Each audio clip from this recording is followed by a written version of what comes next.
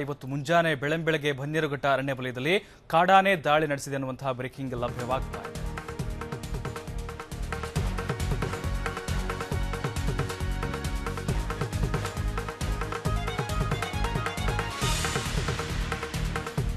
ಅರಣ್ಯ ವಲಯದಲ್ಲಿ ಸಿಆರ್ಪಿಎಫ್ ತರಬೇತಿ ಶಿಬಿರ ನಡೀತಾ ಇತ್ತು. ಈ ಸಂದರ್ಭದಲ್ಲಿ ತಮಿಳುನಾಡು ಮೂಲದ ಪೇದಿಗಳಾಗಿರುವಂತಹ ಮೂರ್ತಿ ಹಾಗೆ ಕುಟ್ಟಪ್ಪ ಅನ್ನುವಂತಹ ಸಿಆರ್ಪಿಎಫ್ ಪೇದೆಗಳು ಸಾವನ್ನಪ್ಪಿದ್ದಾರೆ. ಆನೆ ಬಲಿ ತೆಗೆದುಕೊಂಡಿದೆ.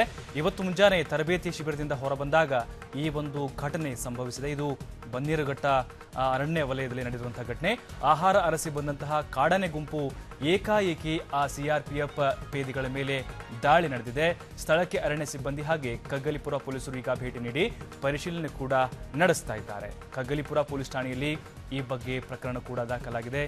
ಆನೆಯ ದಾಳಿಗೆ ಕಾಡಾನೆ ದಾಳಿಗಳಿಗೆ ಇಬ್ಬರು ಸಿಆರ್ಪಿಎಫ್ ಸಿಬ್ಬಂದಿ ಬಲಿಯಾಗಿದ್ದಾರೆ.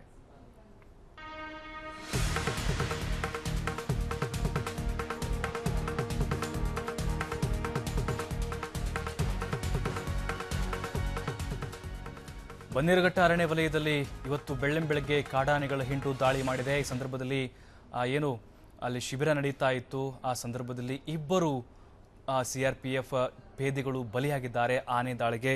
ಅವರು ತಮಿಳುನಾಡು ಮೂಲದವರಾಗಿದ್ರು ಅಂತ ಮಾಹಿತಿ ಇದೀಗ ಲಭ್ಯವಾಗ್ತಾ ಇದೆ. ಆಹಾರ ಅರಸಿ ಬಂದಂತಹ ಕಾಡಾನೆ ಗುಂಪು ಏಕಾಏಕಿ ಅವರಿಬ್ಬರ ಮೇಲೆ ದಾಳಿ ನಡೆಸಿರುವಂತಹ ಸಂದರ್ಭ ಅದು.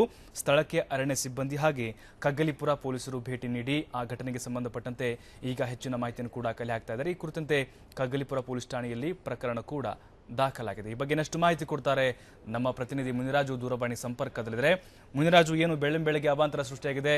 ಆ ಕಾಡಾನೆ ದಾಳಿಗೆ ಇಬ್ಬರು ಪೇದೆಗಳು ಬಲಿಯಾಗಿರುವಂತದ್ದು ಆಕ್ಚುಲಿ ಏನಾಗಿತ್ತು ಅಂತ ಅಲ್ಲಿ?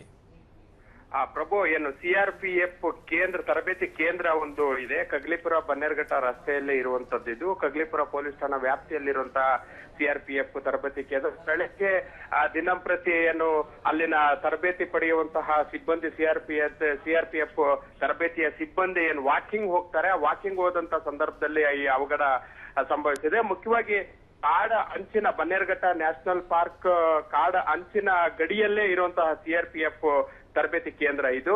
ಹಾಗಾಗಿ ಆನೆಗಳ ಹಾವಳಿ ಕೂಡ ಹೆಚ್ಚಾಗಿರ್ತದೆ. ಇದುವರೆಗೂ ಈ ರೀತಿಯಾದಂತಹ ಯೋಧರ ಮೇಲೆ ಆನೆ ದಾಳಿ ಮಾಡಿರ್ಲಿಲ್ಲ. ಇದೇ ಮೊದಲ ಬಾರಿಗೆ ಮಾಡಿರುವಂತಹದ್ದು.